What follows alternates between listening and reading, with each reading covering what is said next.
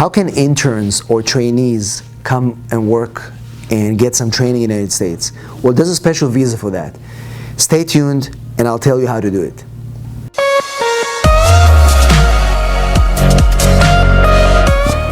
Hello everybody, my name is Jacob Sapochnik and I'm an immigration attorney based in San Diego, California. In this video, I want to talk about the J1 visa, the cultural exchange visa, specifically for practical training and internship to allow students and trainees to come and work in the United States.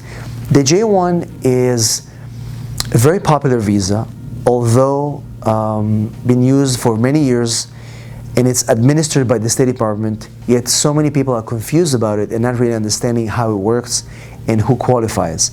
In this particular video, I'm going to focus on the J1 category that applies for interns and practical training, allowing young individuals to come and gain experience in the United States and then go back home and implement that experience.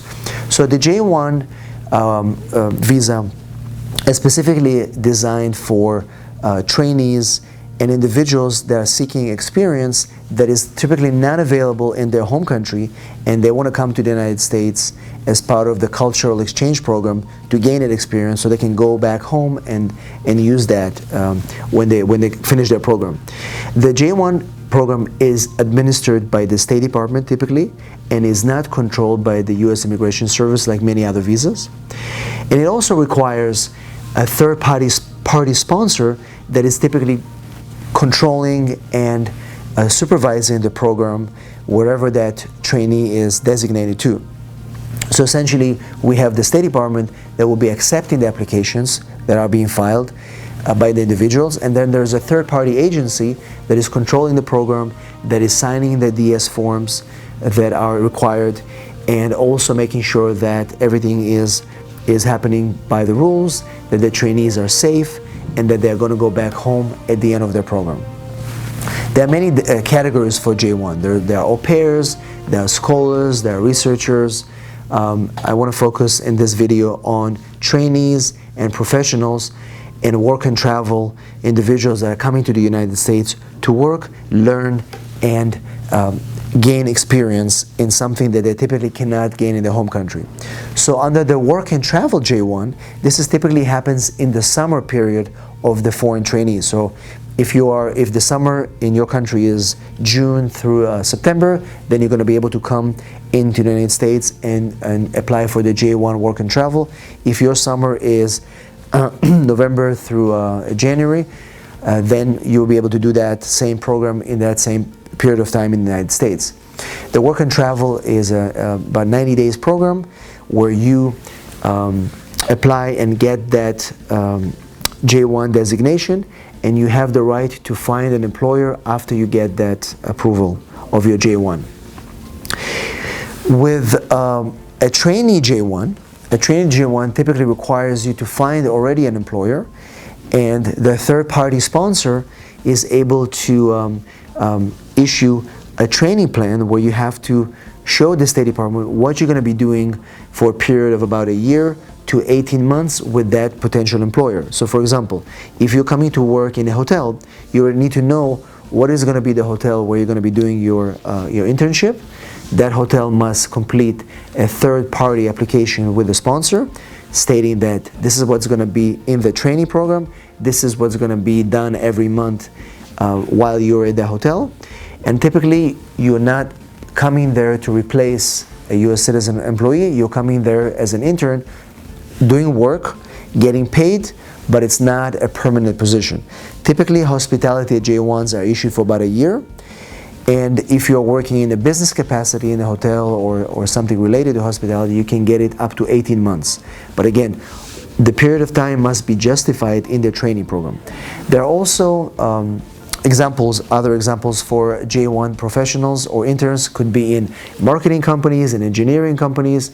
As long as the end employer can justify the 1 year or 18 months training on the training form, then the third-party sponsor will approve it, and the State Department will finally issue the DS form, DS 2019, which will allow the applicant to apply for their visa at the home country. So just kind of to summarize it, for J1 trainees or interns, there has to be an employer that is already designated, then a third-party agency that will process the training program, and then once it's approved, the applicants will go and apply for the J1 visa at their home country embassy. And just like a student that requires an I-20, an approved J1 requires a DS 2019, which is a form that will state the requirements of the program, and they'll have all the package that the third-party agency will issue to the applicant when they apply for their visa. J1 visas are very, very popular visas because there's no limit as to when you can apply for it. There's no cap on the visa. If you qualify, meaning if you're a qualified intern, either you graduated from university within 1 year, or if you have graduated from before but you have 5 years experience, you can apply as a professional trainee. Whatever the requirements are, if you meet those requirements, and your age requirement as well, there has to be, there's an age limit. Most trainees should be under the age of 35, and the idea is that they want to encourage younger people to gain experience so they can bring it back to their home country.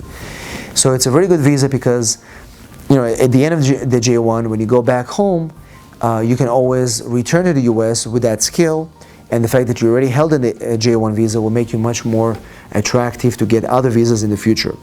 So again, a J1, in this video we're covering the trainee or an intern, people who come to the US to gain experience that normally they cannot get in their home country.